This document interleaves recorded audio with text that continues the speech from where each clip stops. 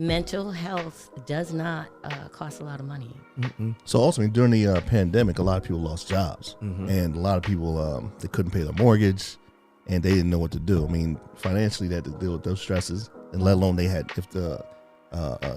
they had families or children, they were in more stress. So obviously, did y'all increase during the pandemic? Did y'all increase in more clients and everything during that time? Unfortunately, yes. As everything was shutting down, we started to grow. And the bulk of our agency had been kids before. But once you start helping the kids, you understand that you can't help the kids without helping the family.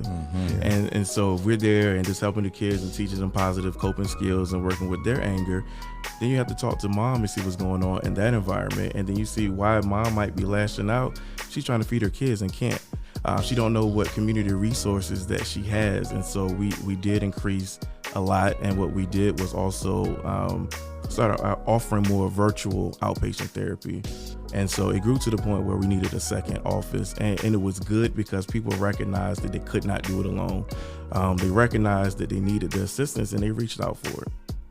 What are some of these community resources that you guys usually point people to? You guys do the mental health, mothers having a hard time feeding their kids, mothers having a hard time paying rent. What are some of the things you guys direct them to? So you have social services that will help with your utility bills.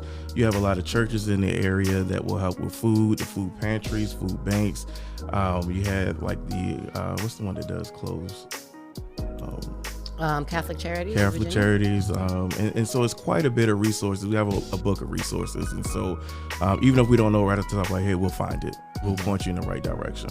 Gotcha. I went to a summit recently, and it was with Glenn Youngkin, our new governor. He had just gotten elected, and he took on a symposium so people could tell him, hey, what are some things that I could do, during my time. We had quite a few mental health people in the room, and they began to say how you guys are underfunded in a lot of ways from government assistance. Is that true, and are you guys experiencing that? Can I take this one? Because I'm passionate about this. Yes, it is very true.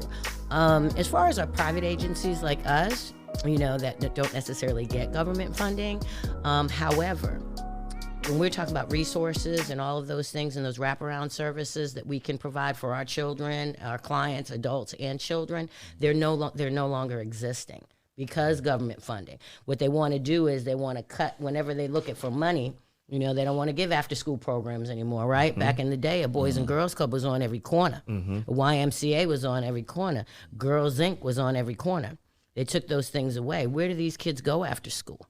What's happening? So they said, we're no longer going to fund these after school programs. Well, if you don't fund them, then you're going to be funding public safety, officers, probation officers, all these kids. Because when these kids walk out of some of these doors, and I'm talking back in the day when, I know the St. Paul's Project is happening right now, but even at Swan Terrace in Portsmouth, all those places, they can walk out their front door, walk out their back door, and a drug dealer or a gang member is waiting to recruit them, right?